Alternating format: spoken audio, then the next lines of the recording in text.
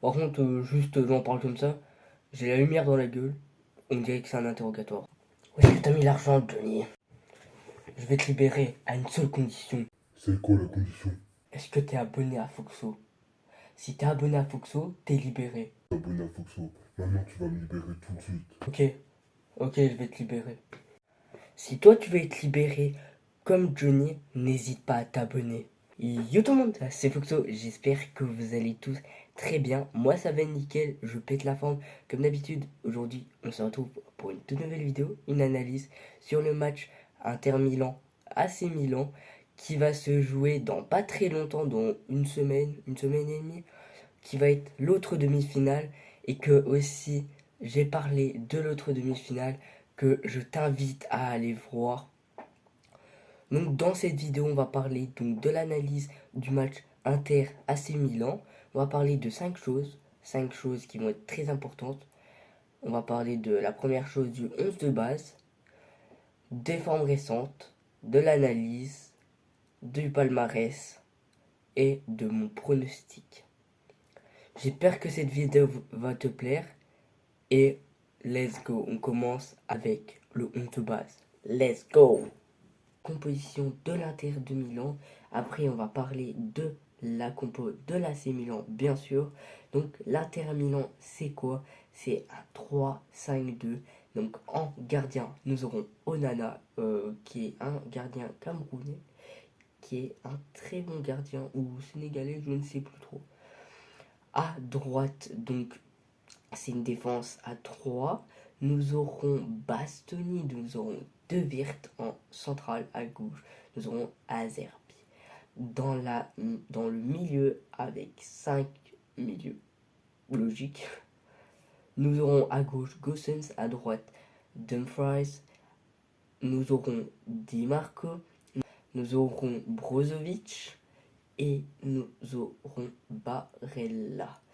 Pour les deux attaquants, j'espère que Inzaghi va faire jouer Romelu Lukaku. Lukaku qui avait fait un doublé face à Empoli.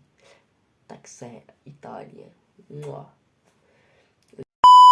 Et basta. Nous aurons Lautaro Martinez. Donc la compo, voilà, c'est un 3-5-2. Deux gros attaquants, une bonne compo. Voilà. De toute façon, il y aura quand même un club qui... nous aurons quand même façon un club italien qui iront en finale. Et ça fait depuis 5 ans qu'un club italien n'a pas été en finale. Et ça, c'est la Juventus en 2018 ou 2017. Saison 2017-2018.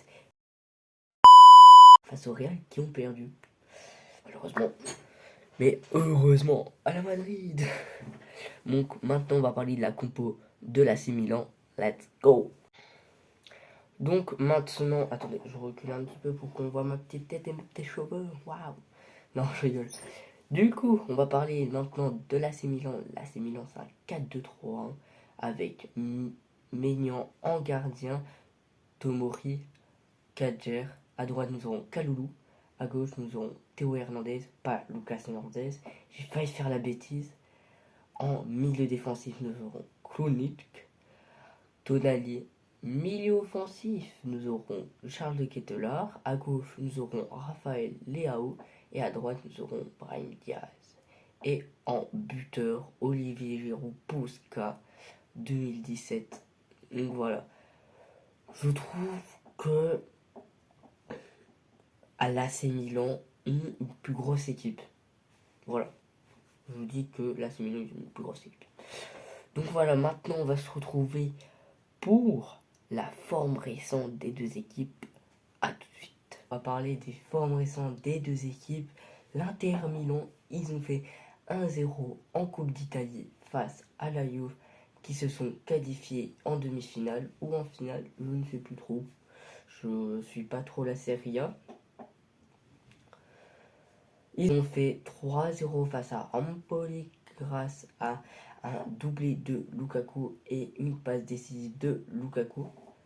Donc l'Inter, ils sont bien. Ils ont fait 2 victoires d'affilée. Ils sont en confiance. envie de battre l'AC Milan et ils ont envie. Du côté de l'AC Milan, ils ont fait 1-1. À l'heure actuelle où je vous parle, ils ont fait le match face à Rome. Et grâce à Alexis Salemakers, à la dernière minute, il me semble, il a mis le but qui fait un nul. Donc c'est 1-1 et ils ont gagné 2-0 face à Leeds. Donc on va dire que l'Inter est mieux niveau confiance. Après, ça veut rien dire du tout, mais pour moi l'Inter est plus en confiance que l'AC Milan. Maintenant, on va passer du côté du palmarès des deux équipes.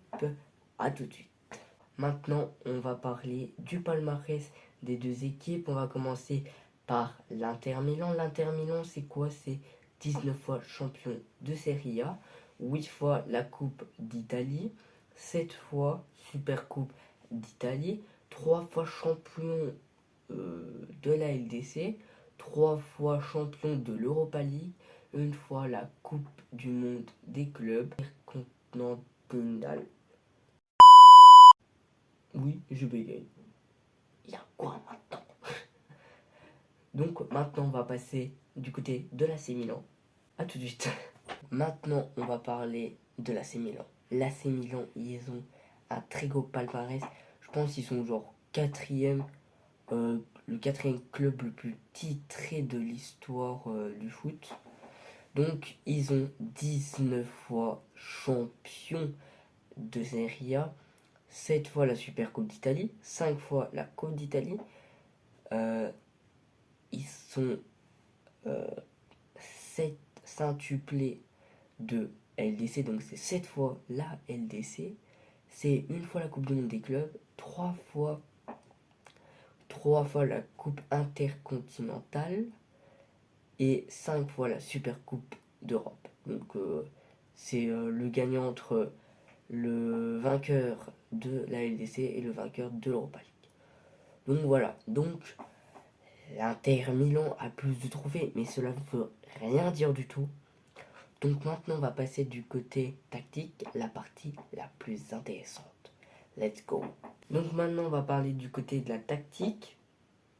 L'AC Milan, quand ils ont la balle et que ils veulent faire bouger un bloc qui est très bas en 4-4-2, ce qui se passe c'est que ils vont jouer en 4-4-2, mais ils vont être avec 3 défenseurs, un milieu et le reste c'est toute l'attaque. C'est un 3-1-6. Voilà. Je vous mets une image. Donc ce qu'ils vont faire c'est que ils vont tourner. On voit que ça tourne un petit peu et qu'en fait ça va avancer, ça va avancer. Et en fait je vous mets une autre image et après je vous remets une autre image. Donc je vous mets une image et en fait ce qui va se passer c'est que va falloir être patient. Et en fait ce qui va se passer c'est que il y en a un, il va demander la balle, ce qui va exploiter un 2v1. Donc là, il lui fait la passe. Et là, je vous remets une autre image. En fait, ce qui va se passer, c'est que grâce au mouvement, ça va faire un triangle. Et du coup, ce qui va se passer, c'est que après Salamaker, si je me trompe pas, si c'est lui, il va la mettre à un joueur qui va après la remettre en profondeur. Et là, t'as les 3 joueurs. T'as 3 joueurs, voilà, qui vont être au bord de leur jeu. Et en fait, le joueur qui a la balle, il va la centrer. Et ça va être en centre et puis ça va être goal. Alors, niveau du pressing, l'AC Milan, ils peuvent être forts, mais ils peuvent pas être forts. Ce que je veux dire par là, c'est que, en fait, ils peuvent commencer à presser, mais tu vois, après, ils vont sentir la fatigue, et après, ils vont être calmes, tu vois. Deuxième mi-temps, ça va être comme ça. Donc voilà. On va parler maintenant de l'Inter. L'Inter, c'est quoi? Donc, quand ils ont la balle, normalement, c'est une défense à 3. Mais ça va être animé à 4. On a les deux doubles pivots que je vous mets sur cette image maintenant, avec Brozovic et Vidal. Ce qui va se passer, c'est que De Wirtz, ce qui va se passer, c'est qu'au lieu d'être défenseur, il va être latéral droit pour que Dumfries il aille plus haut. Donc je vous mets une autre image et en fait vu que De Weert est en latéral droit, ce qui se passe c'est que Dumfries il peut être plus haut. Donc ce qui va se passer c'est qu'ils vont être en 3v3 et ça va peut-être donner une occasion. Alors quand il récupère la balle et que sur cette image par exemple Liverpool essaie d'attaquer et qu'après ils ont récupéré la balle, le temps que De Weert aille en latéral droit, ce que va faire Vidal, c'est qu'ils vont permuter. Ce que veut dire, c'est que De Weert, il va aller à la place de Vidal, Vidal va aller à la place de Weert. Donc je vous mets une petite image. Donc voilà. Aussi, ce qu'ils savent très bien faire l'Inter, c'est permuter. Par exemple, sur une image, t'as deux milieux, ils vont permuter. Ils vont pas arrêter de permuter. Ils vont faire tac, tac, tac, tac, tac, tac, tac, tac. Enfin, ils vont pas arrêter de permuter. Aussi, ce qui va être bien, si Lukaku est titulaire, va falloir jouer avec ses qualités. Ce que je veux dire par là, c'est que lui mettre dans de bonnes conditions à Lukaku, qui se retourne, parce que lui, sa qualité, c'est se retourner, pas regarder le goal et tirer direct. Et après, c'est dedans. Donc, va falloir jouer sur ces qualités-là. Niveau du pressing, l'Inter, Lukaku, lui, s'il est titulaire, il va presser. Mais en fait, ce que j'ai peur, c'est que ils peuvent faire individuellement. Donc, on verra comment ça va se passer. Mais moi, je pense que le pressing, il va être individuel. C'est que tu n'auras qu'un seul joueur qui va le faire. Et à la mi-temps, Inzaghi, qui est entraîneur de l'Inter, il va les réveiller. Deuxième mi-temps, ça va être collectif. Voilà. Donc, on a fini du côté de la tactique. Maintenant, on va passer du côté de mon pronostic. Ah, tout de suite. Maintenant, on va parler de mon pronostic. Dites-moi dans les commentaires quel est votre pronostic. Qui va se qualifier pour vous? Alors, oui, vous voyez une petite trombe là sur ma tête. Logique. Mon pronostic, c'est que, en fait, le match aller va se dérouler à San Siro. San Siro, vous connaissez très bien, ceux qui connaissent le foot, l'ambiance là-bas. Je vous mets une image, mais c'est une ambiance incroyable.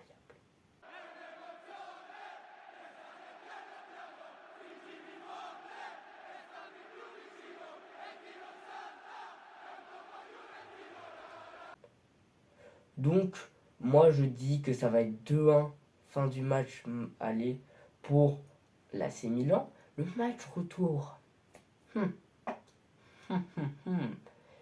ça va se passer à l'Inter, ce qui est très logique. Je dis 3-1 pour l'Inter. Ce qui va faire un score cumulé de 4-3. Moi je dis que l'Inter, ils ont les capacités, une mentalité de revenir. Donc j'espère que cette vidéo vous aura plu. Si c'est le cas, n'hésitez pas à vous abonner. Si vous avez aimé cette vidéo, n'hésitez pas à mettre un gros pouce bleu, de vous abonner qui se passe ici, là, voilà, et de mettre la cloche, ça va que sans plaisir. Dites-moi dans les commentaires qui va se qualifier pour la finale. C'était Foxo, l'analyste. Je vous dis à la prochaine. Tous.